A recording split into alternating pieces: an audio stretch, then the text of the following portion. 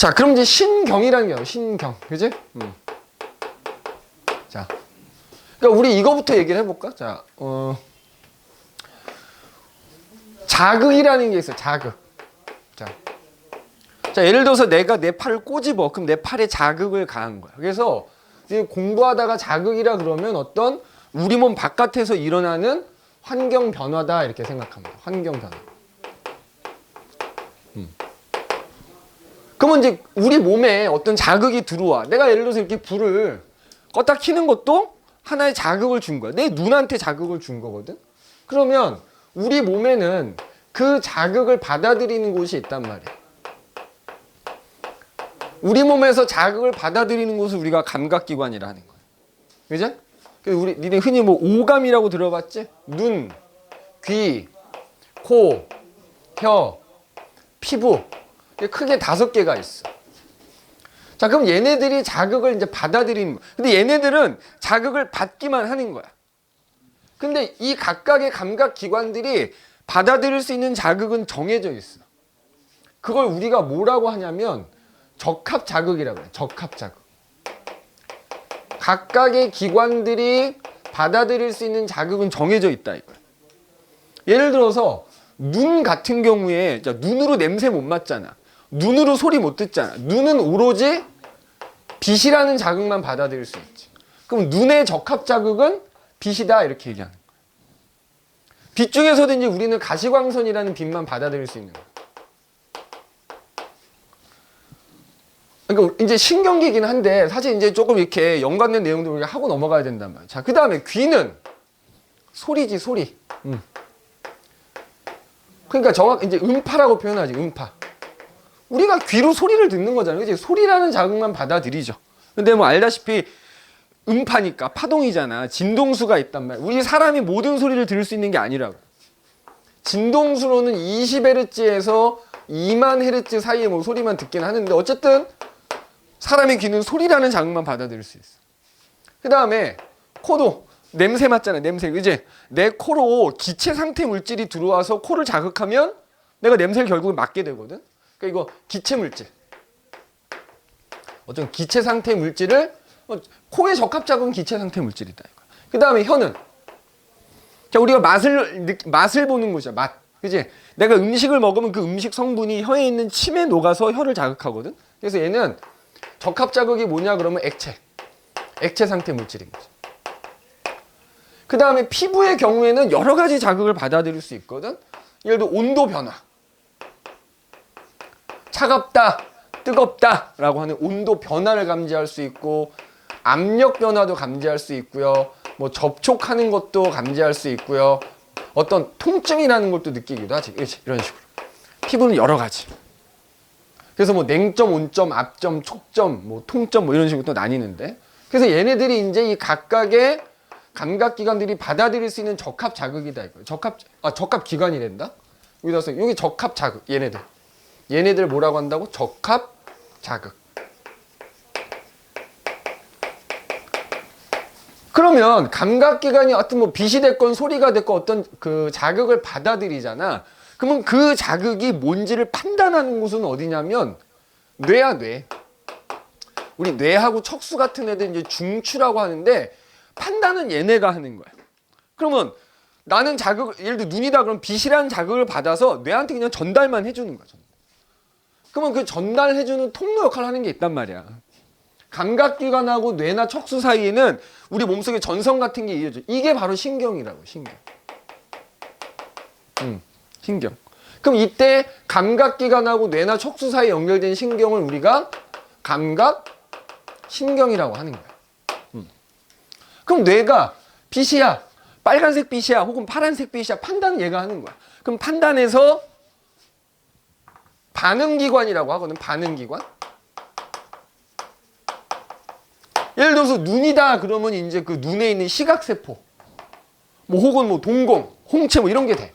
그럼 글로 야 이거는 빨간색 빛이네 라고 이렇게 명령을 보내주는 거야. 그래서 이런 중추하고 반응기관 또는 운동기관 사이에 연결된 신경은 운동신경이라고. 그 다음에 우리는 이제 많이 알겠지만 뇌가 이렇게 덩어리 져 있잖아. 그럼 거기랑 이거랑 직접 연결된 건 아니거든.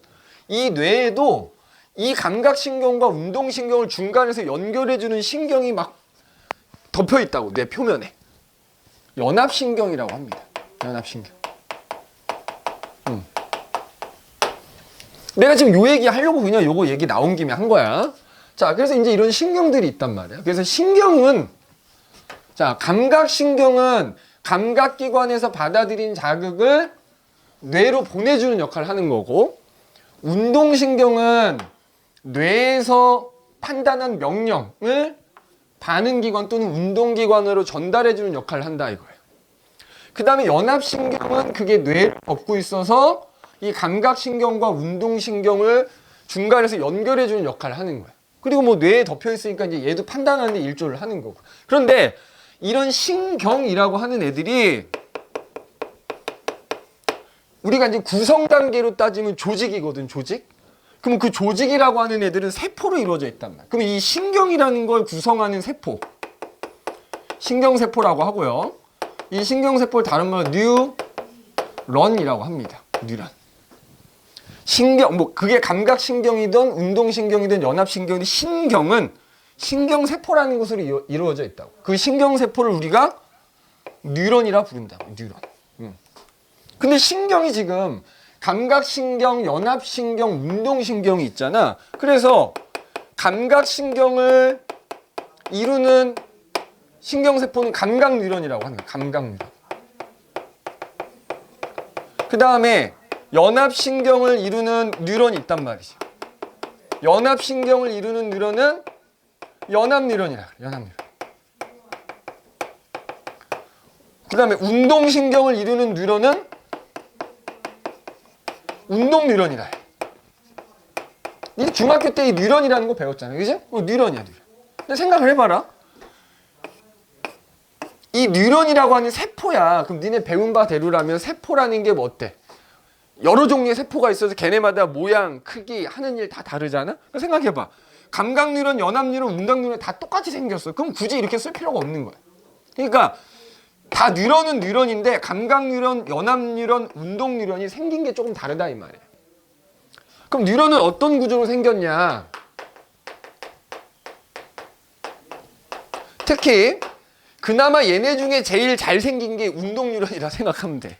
운동뉴런. 자, 운동뉴런 갖고 얘기하자면, 자, 이렇게 얘네들도 세포니까 핵이 들어있다고. 핵. 그 핵이 들어있는 부분이 있어. 여기를 우리가 신경세포체라 그래. 그 다음에 그 신경세포체 주변으로 신경돌기라는 게 뻗어나와 있거든. 근데 그 신경돌기가 이렇게 나뭇가지처럼 쫙 이렇게 뻗어 있어. 나뭇가지처럼. 요거 우리가 뭐라고 하냐면 가지돌기라고 해. 가지돌기. 신경세포체 주변에 나뭇가지처럼 뻗어나와 있다고 해서 가지돌기라고 한다. 그 다음에 길다랗게 한 가닥이 뻗어나와 있어. 요거는 축삭 또는 축삭돌기라고 불러. 뉴런이 이런 모습이야. 이런 모습. 운동뉴런 이런 모습인 거야. 그리고 나머지 감각이나 연합은 조금 구조적인 차이가 있어. 그 다음에 이 축삭돌기에 뭐가 이렇게 둥글둥글둥글한 게 말려 있는 경우가 있거든. 말려 있어. 말려 있는 애도 있고 안 말려 있는 애도 있어. 그럼 자, 예를 들어서 여기 밑에 또 하나 그려볼게. 여기 운동뉴런이 이렇게 있단 말이야. 예를 들어서. 근데 축삭돌기라는 게 길게 있는데 위에 놈하고 달리 얘는 축삭돌기 이렇게 감싸고 있는 게 없어. 이런 게 두 가지가 있단 말이야. 그러면 이때 요 둥글둥글둥글, 그러니까 마치 우리 전선에 검정 테이프 감아놓듯이 군데 중간중간 이렇게 감겨져 있는 거거든. 감겨져 있는 거. 그럼 이 감고 있는 애를 뭐라고 하냐면 슈반세포라고 하는 거야. 슈반세포. 그 다음에 그게 완전히 하나로 연결되는 게 중간중간 이렇게 끊어져 있어요. 이 끊어져 있는 부분을 뭐라고 하냐면 끊어져 있는 부분을 랑비의 결절이라고 불러.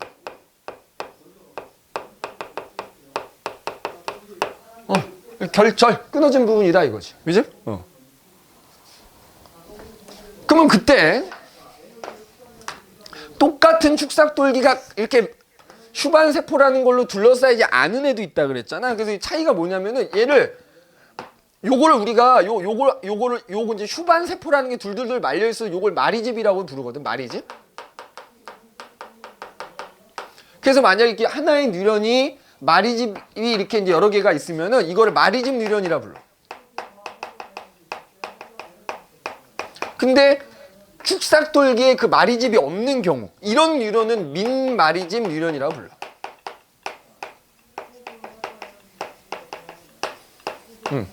민마리집 뉴런이라고 불러. 민마리집 뉴런. 자, 그럼 이런 뉴런들이 모여서 신경이 된다 그랬잖아. 그래서 예를 들어서 민마리집 뉴런 같은 경우에는 니네 아까 여기 감각기관 코 있지, 코. 코 안에 후각신경이 이렇게 뇌하고 연결돼 있거든. 후각신경을 이루는 뉴런이 민마리집이야. 후각신경. 그 다음에 니네 뒤에 가서 이제 교감, 부교감 신경 배울 텐데 그 이거 일단 기억하고 있어. 요거는 그때 가서 다시 한번 언급할게. 뭐 대표적으로 민마리집 뉴런으로 이루어진 신경이 후신경, 후각신경 같은 게 있고요. 그 다음에 교감신경하고 아이고 이거 잘 안 보일 것 같다. 화면 짧을 것 같은데 여기다 쓸게. 후각신경이 있고 후각신경이라는 감각신경을 이루는 뉴런이 이렇게 민마리집이란 말이야. 그 다음에 뒤에 가서 배우겠지만 교감신경과 부교감신경에서 신경절 이후 요건 이제 뒤에 가면 나오니까 일단 이렇게만 적어 놓읍시다. 신경절 이후 뉴런이 민마리집이다. 이렇게 보면 돼. 그래서 이렇게 마리집 뉴런으로 이루어진 신경은 마리집 신경, 민마리집 뉴런으로 이루어진 신경은 민마리집 신경 뭐 이렇게 얘기한단 말이지. 그 다음에 또 하나 이 구조에서 이렇게 이제 마리집이라는 게 얘가 무슨 역할을 하는 거냐면 아까 전선에다가 검정 테이프 감은 거 얘기했지. 니네 전선에다 검정 테이프 감으면 거기 그 부분에 전기가 안 흐르거든. 그러니까 우리가 끊어진 전선 이을 때 검정 테이프 감아 놓으면 글로 전기가 안 새 나온단 말이야. 이거 약간 절연체 역할을 해주는 거야. 절연체. 그럼 봐봐. 각각 가지돌기가 있고 신경세포체가 있어. 신경세포체는 핵이 들어있기 때문에 이 전체가 하나의 세포라고 한다면 그 세포의 생명활동을 조절하는 부분이야. 신경세포체는. 그 다음에 가지돌기는 뭐냐면 일단 뜻을 써놓고 얘기합시다. 요거는 좀 지웠다 다시 쓸게. 자, 자극을 받아들여서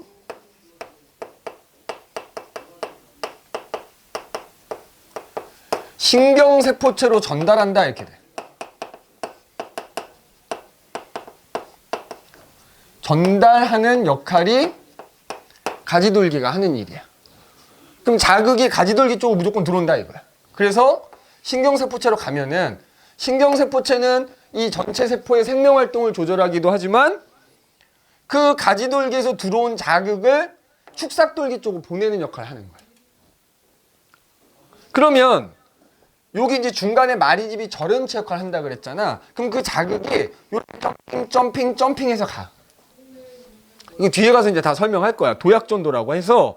그럼 축삭돌기는 어떻게 되느냐? 축삭돌기는 그 인접한 뉴런에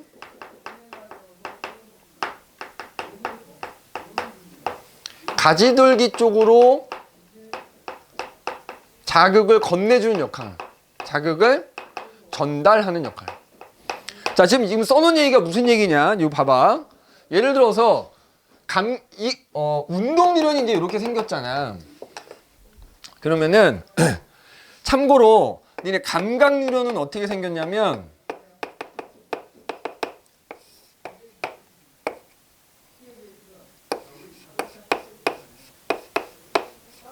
감각 뉴런은 조금 다르게 생겼거든.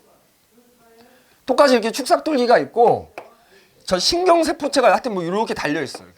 이렇게 중간에 달려 있어. 그래서 니네 그림만 보고도 아 얘는 운동 뉴런이구나, 얘는 감각 뉴런이나 알 수 있어야 되는데 어쨌든 이제 여기가 가지돌기 쪽이라고 해보잔 말이야. 그러면 근데 그냥 요거 가지고 설명을 할게. 만약에 생김새가 좀 다르다는 것만 알면 되고, 여기에 만약에 자, 어떤 감각기관이 있다고 해볼게. 감각기관. 그러면 예를 들어서 이런 식으로 감각기관하고 예를 들어 여기 뇌가 이렇게 있다. 여기가 뇌다. 이거 지울게. 감각기관이 있고 예를 들어서 여기에 뇌가 있다고 치자. 그럼 이제 여기하고 여기 사이에는 사실 감각신경이 연결돼 있다 그랬잖아. 근데 그 감각신경은 뉴런이 모여서 만들어진 거야. 그래서 만약에 그냥 운동 뉴런으로 그냥 그려볼게. 자, 이런 식으로 이제 막 가지돌기가 있고, 가지돌기가 이 감각기관하고 이렇게 닿아 있단 말이지. 그리고 여기에 이제 축삭돌기가 이렇게 있는 거야. 그러면 이런 뉴런들이 여러 개가 모여서 하나의 신경이 되는 거라서 이쪽 옆에 또 이렇게 뉴런이 하나 이렇게 있는 거야. 이런 식으로. 이런 식으로. 뭐 이런 식으로. 너무 조그맣게 그렸다만 이쪽은 이제 가지돌기 막 나 있어가지고 이쪽으로도 뉴런들이 막 연결돼 있어. 그러면 예를 들어서 감각기관으로 뭐 이게 눈이라고 하면 빛이 들어왔어. 그러면 그 자극이 가지돌기 쪽으로 가는 거예요. 이렇게. 그러니까 가지돌기는 그 다음에 그게 이제 신경세포체로 가가지고 축삭돌기를 통해서 또 그 옆에 있는 가지돌기로 넘어가는 거지. 그 자극이. 그러면 가지돌기 입장에서 무조건 자극을 받기만 하는 애인 거잖아. 그 다음에 축삭돌기는 건네준다고 이렇게. 인접한 뉴런의 가지돌기 쪽으로 자극을 건네준 역할을 하는 거예요. 이렇게. 자, 그래서 뉴런이 여러 개가 이렇게 있는데 여기 보면은 이 부분은 어때? 뉴런과 뉴런이 직접적으로 연결돼 있지는 않고 그냥 맞닿아만 있거든. 이 맞닿아 있는 부분은 우리가 뭐라 부르냐면 시냅스라고 불러. 시냅스. 시냅스. 그래서 하나의 뉴런만 놓고 보자면 가지돌기 쪽으로 들어온 자극은 무조건 축삭돌기 쪽으로만 가는 거야.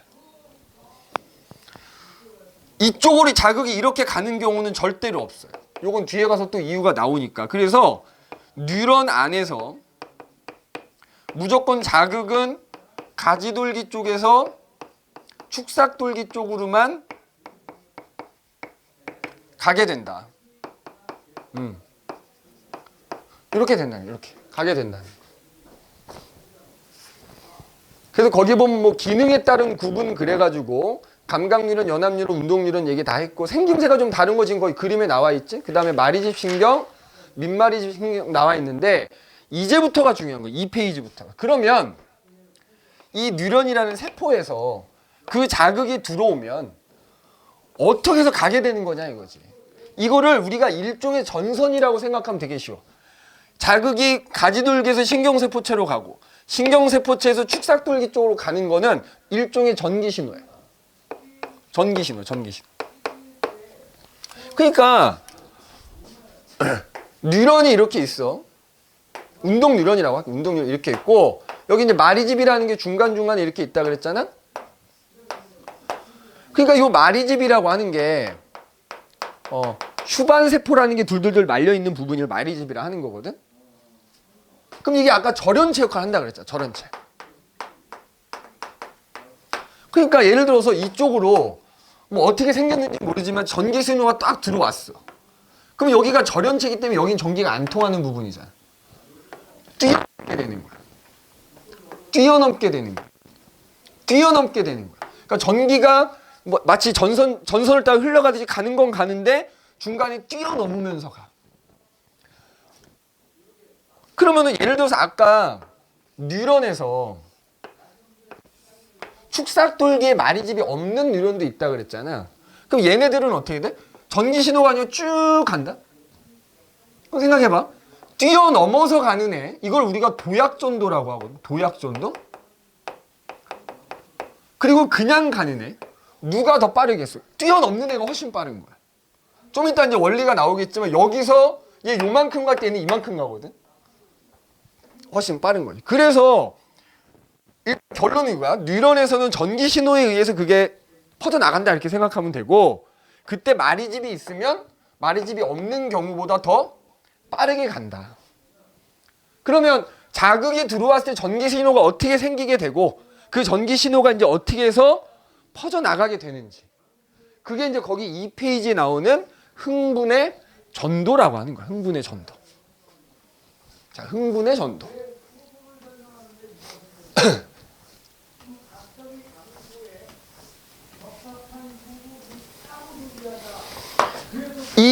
요 페이지, 요 다음 페이지가 가장 여기서부터 이제 제일 중요한 내용들이 나오는 거야. 자, 흥분의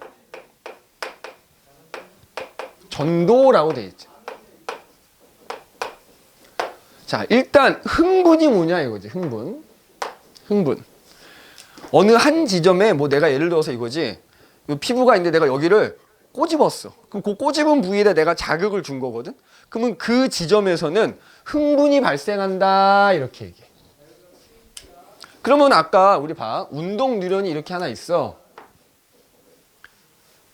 축삭돌기가 이렇게 있다고 칩시다. 그리고 중간중간에 마리집이 있는데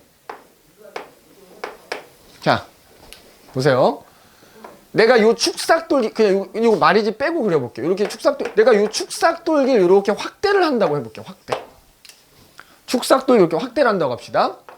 이렇게 이제 확대가 돼 있죠. 여기가 축삭돌기야.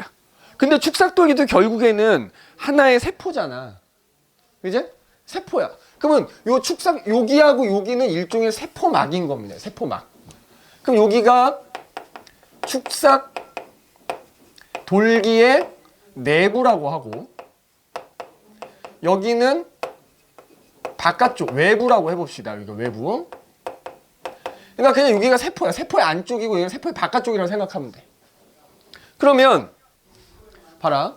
이 세포의 이 신경계에서 제일 중요한 게 나트륨이라는 이온하고 칼륨이라는 이온인데 이 축삭돌기를 들여다보니까 안쪽에도 여러 이온들이 존재하고 바깥쪽에도 여러 이온들이 존재하는 거야. 특히 너희는 뭐만 기억하라고?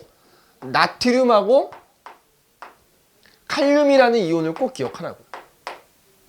근데 그 나트륨하고 칼륨이라는 이온이 세포 바깥에도 있고 안에도 있어.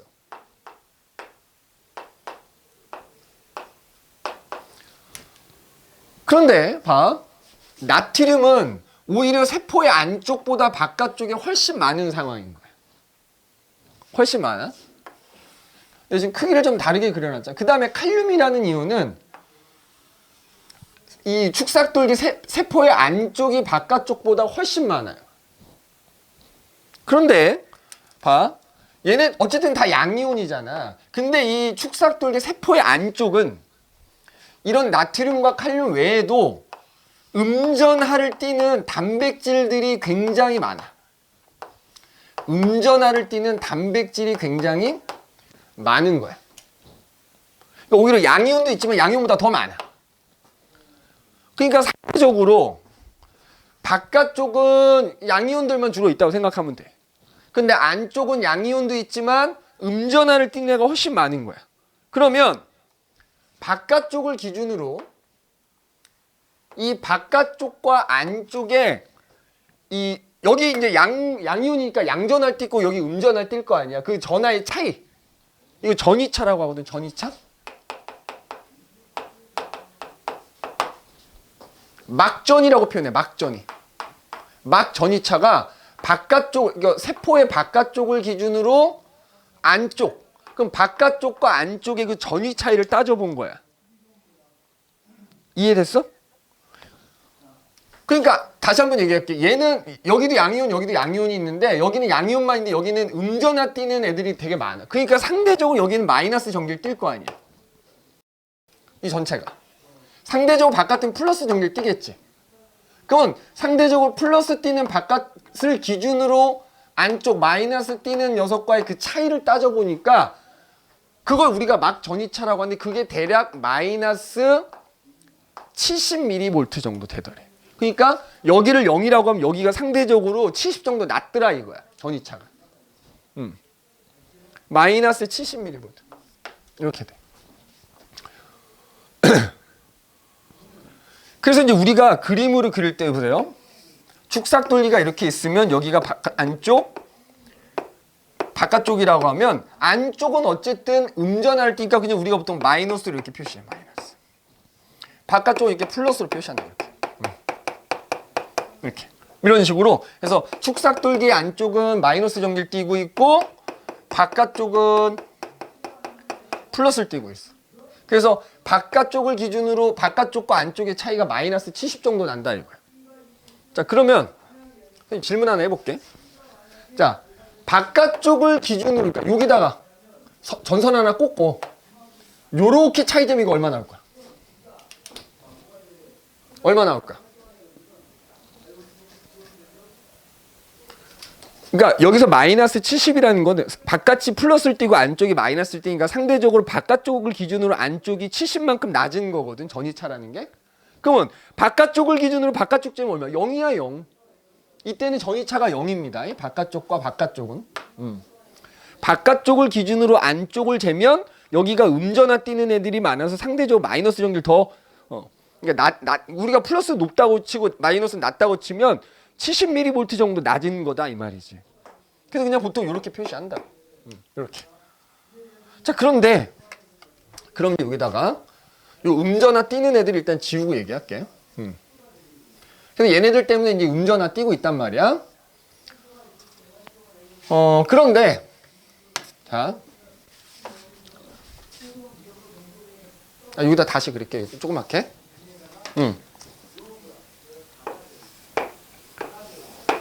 여기 이제 나트륨은 요거 꼭 외워야 돼. 나트륨은 안쪽에는 적고 바깥에는 많어. 칼륨은 안쪽에 많고 바깥쪽에는 적은 거야. 그리고 안쪽에는 이제 음전화 띈 애들이 많다 그랬어. 그런데 얘네들이 이온이고 이게 세포막이니까 니네 그거 배웠잖아. 그 세포막을 통한 물질의 이동 그래서 통과해서 배웠잖아. 요 세포막에는 이 나트륨이나 칼륨이 들락날락하는 통로에 해당되는 단백질이 이렇게 박혀져 있어. 요거를 우리가 그러니까 나트륨 전용 통로가 하나가 있고요. 그 다음에 칼륨이 들락날락하는 전용 통로가 하나 있어. 그래서 요거는 나트륨 통로라고 부르고 얘는 칼륨 통로라고 불러. 그 다음에 또 뭐가 있냐면은 이 세포막에 칼륨, 나트륨 칼륨 펌프라는 게 있어. 일종의 펌프가 있어. 펌프가. 나트륨 칼륨 펌프라는 게 있어. 자, 얘도 일종의 단백질이야.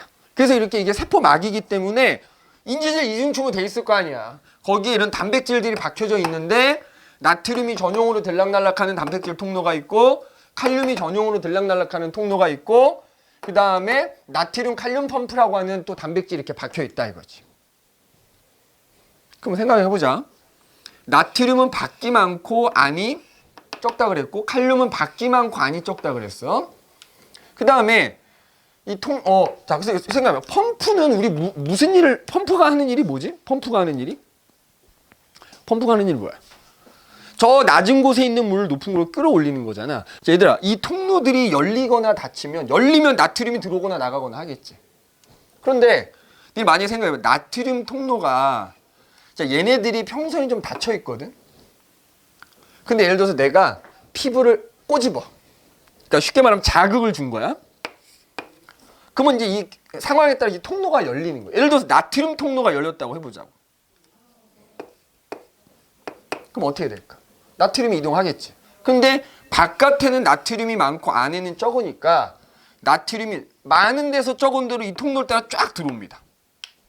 두 글자로 뭐라고 한다고? 확산이라 그래. 확산. 그러면 또 이제 상황에 따라서 얘가 닫히면 그러니까 얘네가 동시에 열리진 않거든. 얘가 열리면 얘가 닫히고 얘가 닫히면 얘가 열린다고 생각하면 돼. 그럼 만약에 이제 얘는 닫혀 있고 나트륨 통로라는 애는 닫혀 있고 칼륨 통로라는 애가 열렸다고 치자. 그럼 마찬가지로 또 확산돼. 칼륨은 안에가 많고 밖에가 적으니까 얘는 안에서 밖으로 확산되겠지. 이런 식으로. 그 다음에 뭐 요거에 대한 자세한 얘기는 좀 이따 나올 거야. 나트륨 칼륨 펌프라는 게 있는데 펌프는 말 그대로 뭐야?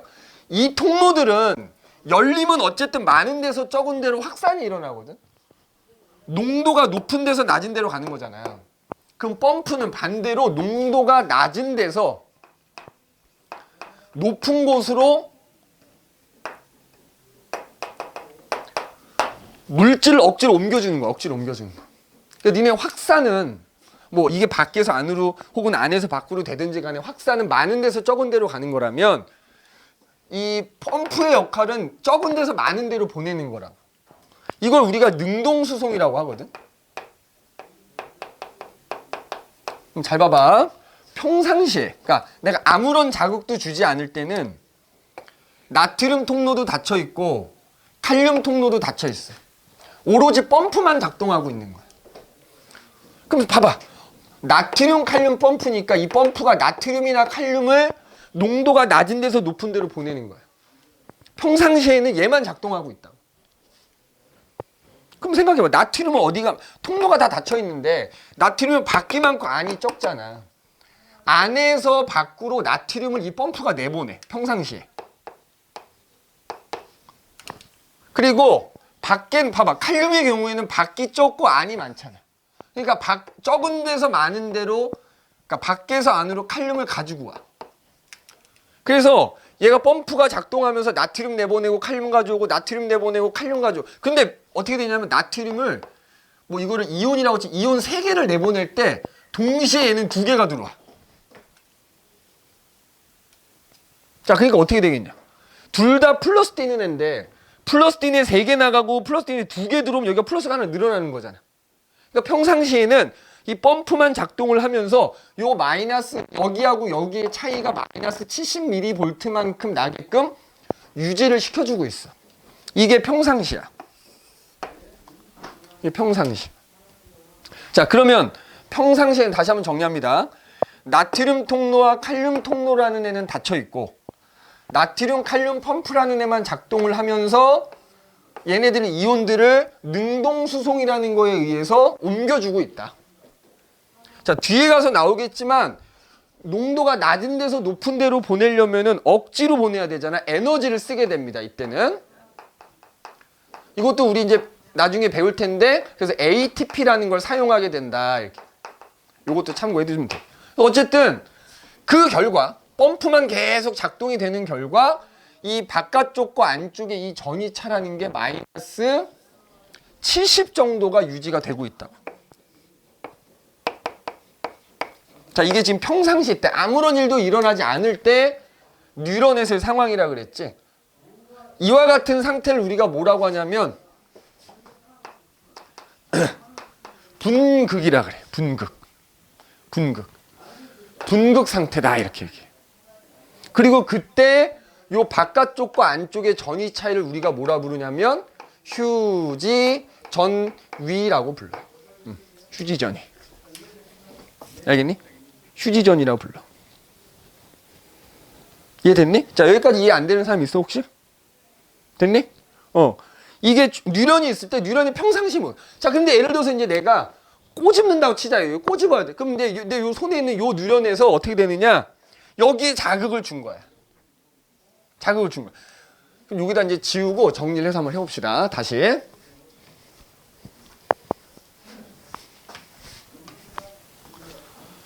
자, 그럼 방금 얘기했지? 평상시에는 나트륨 통로가 닫혀 있고 칼륨 통로도 닫혀 있어. 나트륨 통로, 칼륨 통로,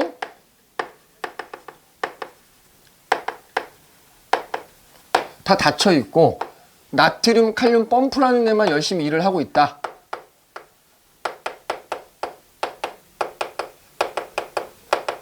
그치? 그래서 안쪽은 계속 상대적으로 바깥쪽에 비해서 마이너스 전기를 띠고 있다. 그래서 그 차이가 마이너스 70mV 정도 된다.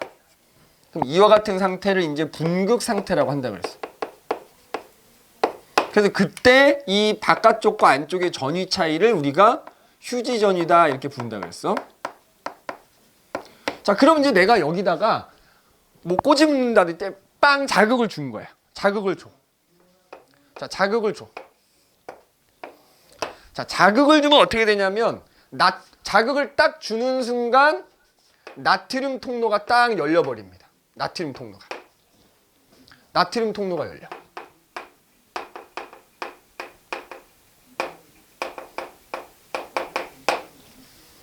근데 이때 칼륨 통로는 여전히 대부분 닫혀 있어.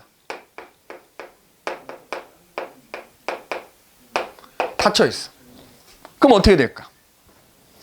자, 여기 지금 표시하지 않았지만 나트륨은 바깥에 많고 안에 적다며. 근데 자극이 주어지는 순간 나트륨 통로가 열려버리면 나트륨이 많은 데서 적은 데로 어떻게 돼? 확산이 돼갖고 싹 쏟아져 들어오는 거야. 많은 데서 적은 데로 들어온다고 이렇게. 자, 그러면 어떻게 되겠니? 원래는 이 펌프 때문에 바깥쪽이 계속 플러스 전기를 띄고 안에가 마이너스 전기를 띄고 있었는데 문이 열리네요. 그대가 들어오네요. 그제? 근데 플러스 띄는 애가 안쪽으로 막 들어오니까 안쪽에 마이너스 띄는 게 점점 어떻게 되겠니? 마이너스가 점점 줄어들겠지. 그래서 나중에는 어떻게 되냐면 이게 아예 플러스로 바뀌어 버리는 거야. 여기가. 바깥에 있는 양이온이 싹 다 들어와 버려. 그럼 원래는 여기가 마이너스를 띄고 있었는데 안쪽이 점점 플러스 띄게 되고 오히려 바깥쪽이 마이너스로 살짝 바뀌게 돼 버려. 그럼 이때 바깥을 기준으로 안쪽하고 차이를 재면 어떻게 돼? 오히려 안쪽이 플러스로 높아졌잖아. 이때 전위 차이를 따져보면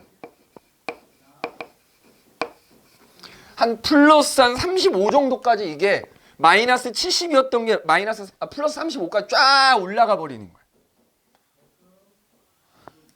그럼 이때 요 마이너스 70과 플러스 35의 차이를 우리가 활동전이라고 부르고 이렇게 이제 전위가 쫙 상승하면 흥분이 발생했다 이렇게 얘기한다.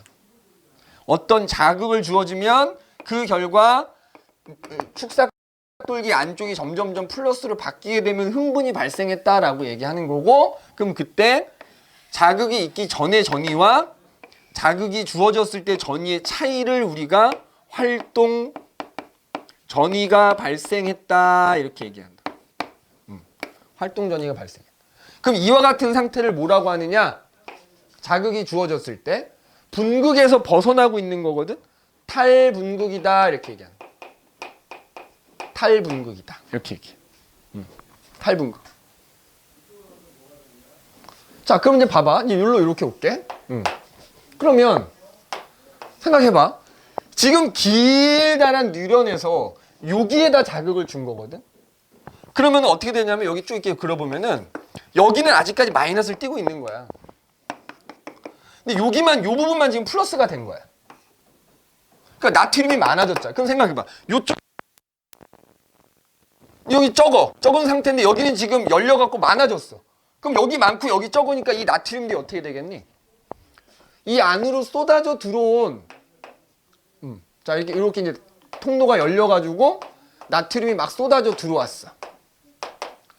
그럼 우리가 이제 이렇게 뉴런을 나누면 이쪽은 아직 나트륨이 좀 적은 상태야. 여기다 내가 크게 그릴게. 근데 여기는 나트륨이 이제 밖에서 막 쏟아져 들어오니까 많아졌어. 그럼 어떻게 되겠냐고. 얘가 이렇게 들어온 나트륨이 옆으로 확산돼 버리는 거야. 옆으로 확산돼. 그러면 요 부분은 어떻게 되겠냐. 요 부분. 이제 요 부분만 갖고 얘기하는 거니까. 그러면 요 부분은 어떻게 되느냐. 나트륨이 이제 옆으로 확산이 돼 버리거든. 그러면서 어떻게 되냐면 이제 조만간 나트륨 통로가 닫혀버려. 딱 닫혀버려. 그러면서 어떻게 되느냐 하면 자 나트륨 통로가 닫혀버리면서 그러니까 요 상황이 되고 나서 조금 지나면 요 상황이 되는 거야. 요 부분이 나트륨 통로가 닫히게 되고요. 그러면서 그동안 닫혀있던 칼륨 통로가 열려버려.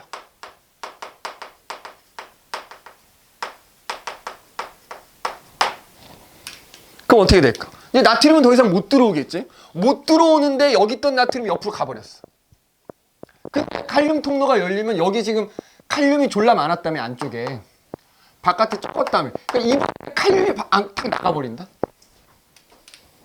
그럼 생각해봐. 이 부분만 놓고 보면 얘 때문에 플러스를 떴는데 옆으로 가버리고 그 와중에 또 플러스 뛰는 칼륨이 나가버리는 거야. 그럼 이 안쪽이 다시 어떻게 돼? 점점점 마이너스로 바뀌어가는 거야.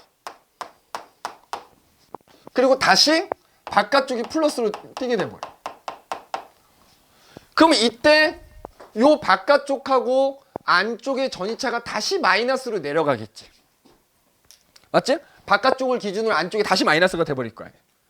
자, 이와 같은 상태를 다시 그러면 이제 결과적으로 나중에 되면은 결국에는 여기가 다시 최종적으로 마이너스가 되고 플러스가 돼 다시 이게 이제 마이너스 70까지 쭉 그러니까 여기가 이제 바깥을 기준으로 플러스 35였던 게 마이너스 70까지 쭉 내려가면서 원래 상태로 회복을 하거든. 그래서 이때를 재분극이라 하는 거야. 재분극이라 하는 거야. 재분극.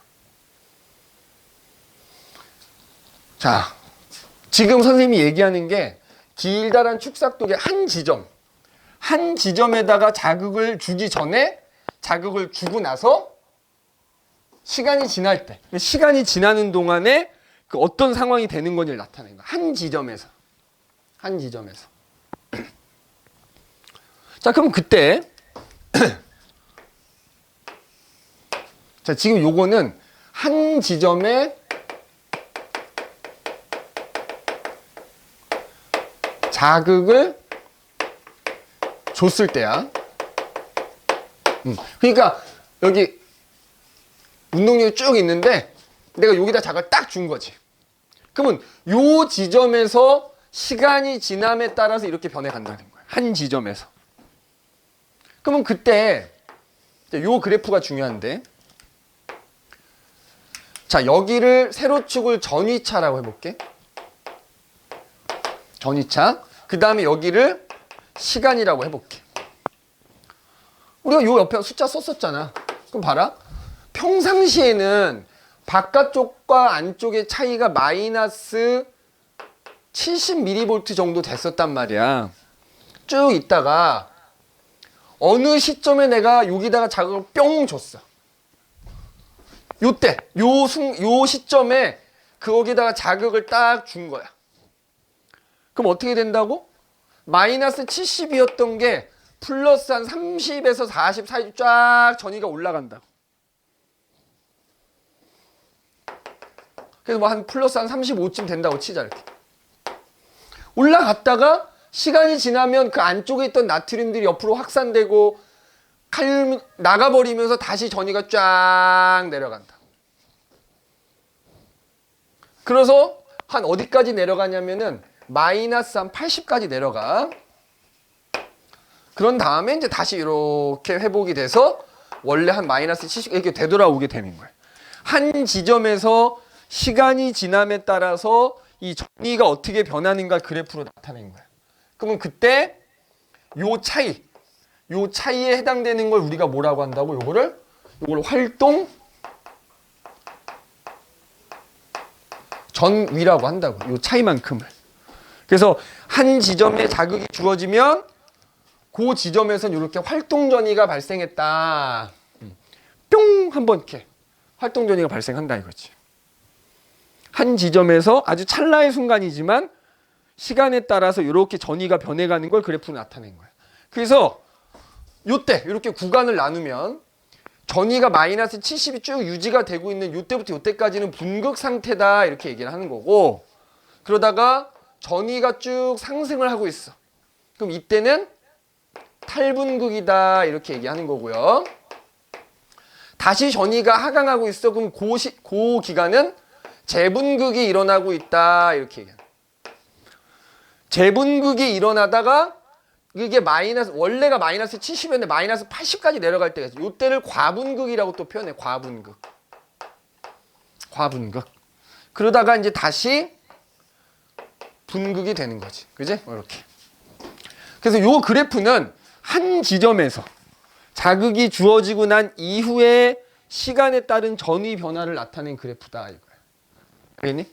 한 지점에서 시간에 따른 전위 변화. 그 전위가 변하는 원인들을 이렇게 그림으로 나타낸 거야. 자, 근데 여기서 내가 하나 지금 표시 안 한 게 있지. 봐라. 여기다가는 나트륨 칼륨 펌프를 그려놨잖아. 근데 여기는 안 그려놨잖아. 그럼 질문 하나 할게. 자, 이때는 나트륨 칼륨 펌프가 없어진 걸까? 없어진 건 아니거든. 근데 안 그려놓은 거야. 그러면 자, 나트륨 칼륨 펌프는 놀까 일할까? 이것도 나중에 문제 풀 때 되게 많이 나오거든. 이 나트륨 칼륨 펌프 내가 여기다가 그려놨지만 이때도 작동을 하고 있고요. 이때도 작동을 하고 있어. 그냥 나트륨 칼륨 펌프는 분극되던 탈분극되던 재분극되던 그냥 늘 일하고 있다. 이렇게 생각하면 돼. 늘 일하고 있다. 다만 거기에 이제 나트륨하고 칼륨 통로들이 상황에 따라서 이제 이런 식으로 변해간다는 거. 그리고 그때 그 지점에서 전이가 이렇게 변해간다라는 거. 이제 그게 지금 선생님이 3페이지까지에 해당되는 내용입니다. 그러면은 오늘 선 굉장히 지금 자세하게 하느라고 좀 오래 걸리는 건데 뭐 진도 많이 못 나가도 좋다 이거야. 어쨌든 충분하게 이해를 하고 넘어가야 되니까 잠깐 쉬었다가 하도록 합시다. 지금 잠깐만. 마이너스 80에서 마이너스 70으로 가는 이유가 그렇지.